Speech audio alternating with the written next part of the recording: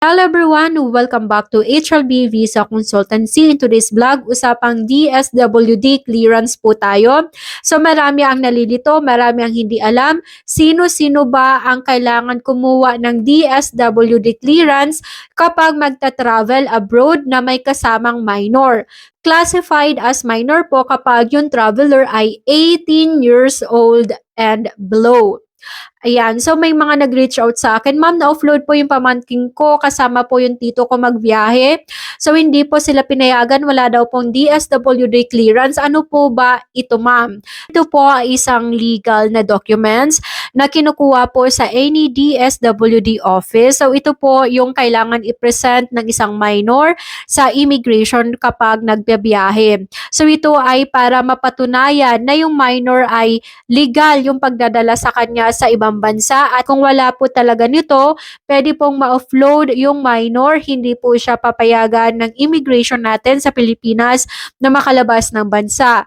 Sa anong pagkakataon na kailangan ng bata ng DSWD clearance?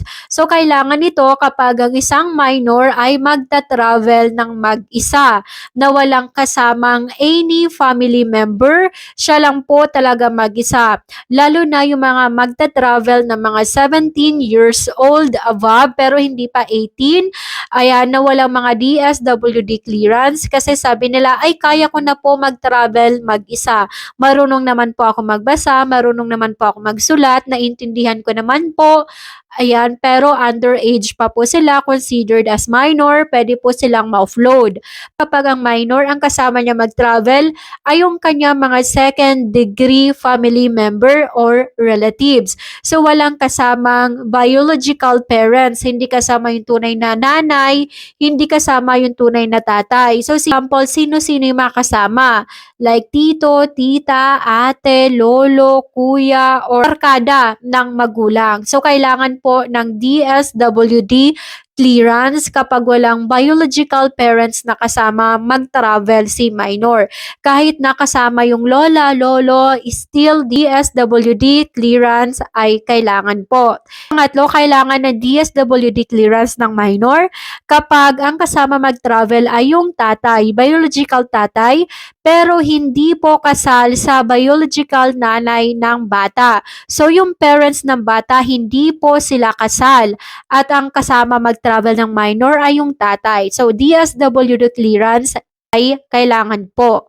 In what case naman na hindi kailangan ng DSWD clearance ng isang minor? Number 1, kapag ang minor ay magta-travel kasama ang biological na nanay.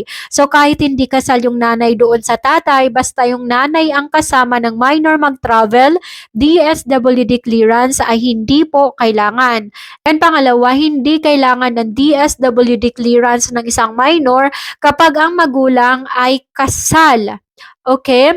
So, meron pong marriage certificate na magpapatunay na kasal ang magulang, at makikita po visible sa birth certificate ng bata na yung mga pangalan ng mother and father ay kayo na kasama mag-travel. So, for example, si Alex na 7 years old, magta-travel siya kasama yung tatay niya. Tapos, yung tatay and nanay ni Alex ay kasal, DSWD clearance is not needed. So para mapatunayan po na kasal kayo, dapat may dala-dala kayong PSA marriage certificate at birth certificate po ng minor ninyong anak. Ito yung common mistake na nangyayari kung bakit maraming na-offload na may mga kasamang minor. Ayan, sa Pilipinas po kasi gamit na gamit ang pangalan na asawa kahit po walang kasal. Ano, ito yung mga common law partner or yung mga magkaka-live-in. Ang immigration po, nagbe-base po sila sa documents ng mga minor. Hindi po sa interview question nyo na sinagot nyo, ay ako na po yung nag-alaga dyan simula nung pagkabata po niyan. So, pag wala yung pangalan ninyo sa birth certificate ng bata at hindi kayo kasal sa nanay ng bata, DSWD clearance ay kailangan. Paano ba yung process at pagkuha ng DSWD clearance? So may dalawa tayong process, no? Yung isa is online and yung isa is yung physical na pupunta yung guardian sa DSWD offices anywhere sa Pilipinas. So kapag online po yung pinili ninyo, just access this website DSWD MTA system. Ayan yung tamang website. At may mga fill upan po kayo dito at isa-submit na mga requirements. So ano-ano ba yung mga dapat gawin? So kapag online po, so access the system. So mta.dswd.gov.ph. So dapat may PH po sa dulo, hindi po .com ang nasa dulo. Then, create an account po. Yan yung i-click ninyo. After nyo po makapag-create ng account, so magre-register po kayo as a parents or solo parents or legal guardian or authorized companion. So, ano po yung suited sa situation ninyo, yun yung inyong i-click and then mag-verify po kayo ng email. So, after lang po nito, you can start your application. So, you can fill out the application form online and then upload the necessary documents. So, ano ba yung mga documents na dapat i-upload? A birth certificate of the minor, passport bio page of the minor, and passport size ID photo. Ano naman yung requirements na galing mismo sa parents ng bata, biological parents. Yung kanila pong passport bio page, solo parents ID, mas maganda po na pwede din po itong isubmit. At ano naman yung documents na kailangan ihanda ng taong kasama mag-travel ng isang minor o yung tinatawag na travel companion. Copy of passport bio page.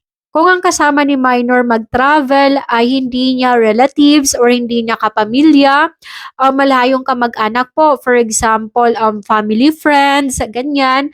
So, kailangan po ng notarized oath of undertaking. Galing po ito sa lawyer. So, pupunta kayo sa lawyer at sasabihin nyo po na magpapanotarize kayo ng oath of undertaking. Kung illegitimate ang bata, ibig sabihin hindi kasal yung magulang, yung tatay tsaka yung nanay ay hindi kasal, kailangan po ng copy ng SENUMAR ng nanay ng bata. After nyo po ito mag-gather, ayan, i-scan nyo po, tapos i-upload po doon mismo sa website ng DSWD. Kapag na-upload nyo na yan, pwede nyong i-review kung tama ba, kompleto ba yung mga documents, yung mga information na nilagay nyo po doon. Tapos lahat ng information na na-enter ninyo sa website ay tama naman, then click submit. So after nyo ma-submit yung application po ninyo sa DSWD website, you can track your application. So, meron dyan online sa mismong account po ninyo kung pwede nyo na pong ma-pick up yung physical na certificate sa pinakamalapit na DSWD office na naka-assign po dyan sa lugar ninyo. Sa pag-claim po ng physical certificate na DSWD clearance, you will pay around 300 pesos. Pero doon na po mismo ito babayaran sa pinaka-opisina ng DSWD kapag kukunin nyo na po yung certificate. Paano kuha nyo na yung certificate? Then you are free to travel abroad. So hindi na po kayo ma-offload, lalong-lalo na po si minor. Kasi syempre kapag offloaded si minor, so pwede pati yung kanyang companion ma-offload na rin kasi hindi naman pwede na iwan si minor doon sa airport at yung companion lang yung magta-travel, kawawa naman yung bata. So paano yan uuwi, no, kung iiwan nyo sa airport? Kaya commonly, so parehas kayong na-offload. So actually mamimili dito yung companion, no, kung itutuloy niya ba yung travel or iiwan niyo yung bata sa airport. Kung walang ibang kasama, so kawawa naman. Kaya karamihan ay pinipili na lang na parehas silang ma-offload. So, sayang naman po. By the way, nangyari po ito sa aking pamangkin before. So, yung pamangkin ko ay magta-travel sila sa Malaysia. Yung kasama po ng mga pamangkin ko ay yung lola. Yung tatay po ay nagtatrabaho as seaman sa ibang bansa. Tapos yung nanay naman ay deceased. So, yung lola yung kasama. But unfortunately, na-offload po, hinanapan ng DSWD clearance. Tapos, pagka-uwi nila, prinases po agad. Mabilis lang actually. And after 2 days, nakalipad na po sila papuntang Malaysia. So actually, sure ko to para sa inyo to avoid also having this kind of mistake from us. So hindi namin sineryoso thinking na ay baka makalusot since patay na yung mother, yung biological parents ng bata.